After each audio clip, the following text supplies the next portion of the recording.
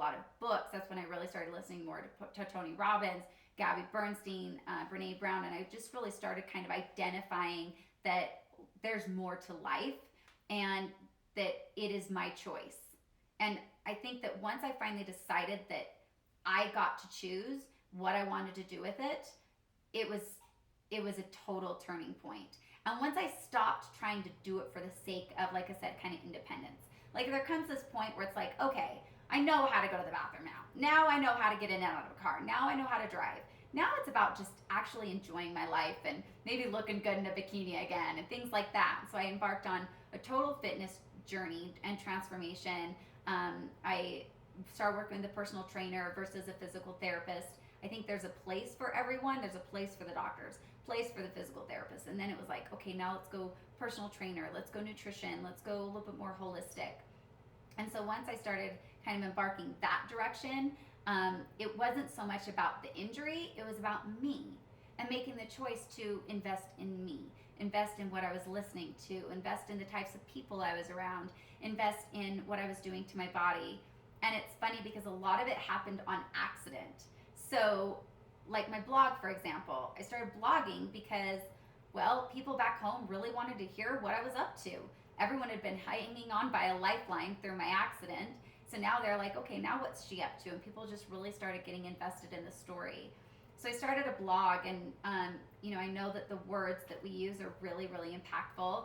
I was still determined to walk again, so I thought, okay, if I just call myself the Vertical Blonde, then eventually I'm going to be vertical again. I'm going to start walking again. I'm going to let the island heal me, and I'm going to be okay. And what I just didn't realize was that once I kind of released the control and just allowed myself to heal in the ways I needed to, then it was like I was okay in ways that I didn't anticipate. And I started becoming vertical in my mindset. I started allowing life to work for me, right? Instead of happening to me, it was happening for me.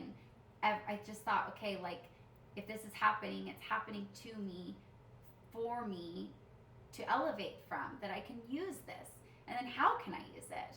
And then I thought, okay, I went through this physical transformation, and then I just started getting contacted by women all over. I mean, I'm talking not just the US, but Canada and across the world.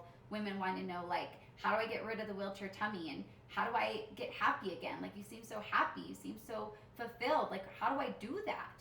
And it was like this, all this information's out there, but it's like they have to see it in order to be it.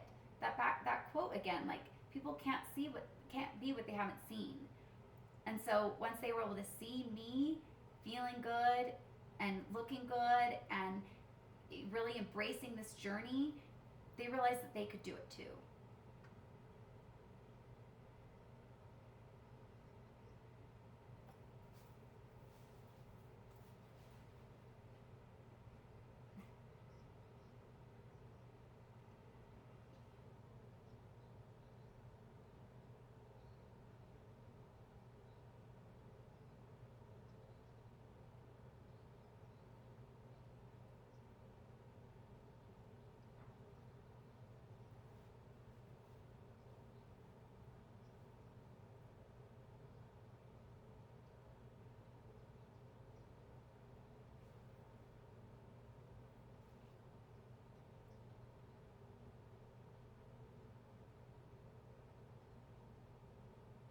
That is that every single thing that happens to us, vertical mindset is that everything that happens to us is there to elevate us.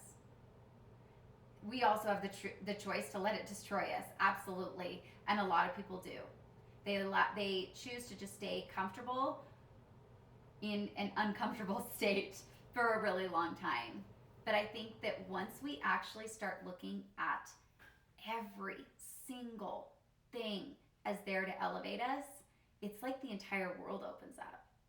Like looking back, okay, my dad left me and absolutely broke my heart. That was probably one of the biggest things I've been journeying through, is that healing process.